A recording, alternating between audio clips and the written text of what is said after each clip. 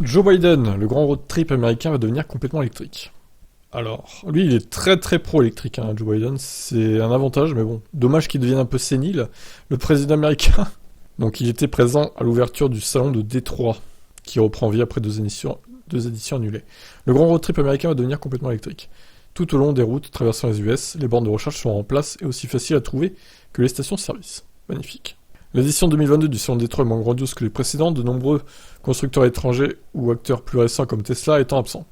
Les entreprises présentes qui se sont habituées pendant la pandémie à dévoiler leurs derniers modèles en ligne n'ont pas organisé de grandes présentations fastueuses.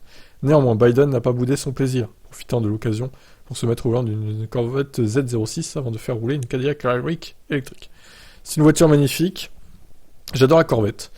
Il a dit qu'il la ramènerait à la maison, qu'il l'a ramenée à la maison, a plaisanté la patronne de General Motors. Arpentant les allées du salon, le président a lui aussi rencontré les responsables de Ford, de Stellantis ainsi que du principal syndicat d'automobile UAW.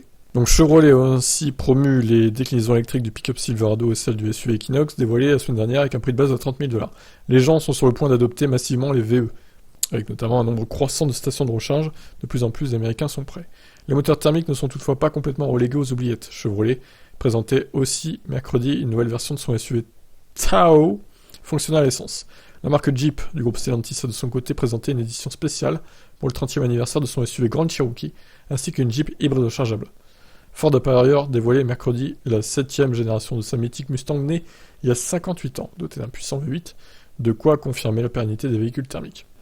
L'entreprise qui a investi dans les voitures électriques, plus que n'importe quelle autre compagnie ces dernières années, a défendu son choix, affirmant que des clients intéressés par les voitures de sport veulent encore un moteur thermique. Depuis son arrivée à la Maison-Blanche, Biden a initié plusieurs mesures destinées à faciliter la transition vers l'électrique, comme les 7,5 milliards de dollars dégagés pour la construction de stations de recharge. Il a annoncé mercredi que l'administration allait bientôt débourser les 900 premiers millions. Il a aussi poussé pour une grande loi sur les semi-conducteurs, des composants désormais essentiels dans les voitures truffées d'électronique, et des subventions aux constructeurs comme aux automobilistes. Les acteurs du secteur ont cependant émis des réserves sur les nouvelles incitations à l'achat d'un VE, soumises à des conditions particulières comme un assemblage final en Amérique du Nord, ou l'obligation de se fournir en matières premières produites dans la région. Mais le président entretient plutôt de bonnes relations avec les constructeurs depuis qu'il les a aidés à sortir d'une situation difficile après la crise financière de 2008, lorsqu'il était vice-président. Les constructeurs espèrent que l'administration fera preuve de flexibilité dans la mise en œuvre des nouvelles règles. Le gouvernement doit encore proposer de nombreuses directives sur la façon dont elles doivent être appliquées, a souligné donc le responsable de Chevrolet, Steve Majoros. Ok.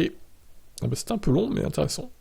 Les US, donc, en pleine transformation de leur parc automobile. Bon, le problème, c'est que si en 2024, Trump revient au pouvoir, tout ça, ça va s'arrêter, ça va faire marche arrière, finalement. Ça serait dommage.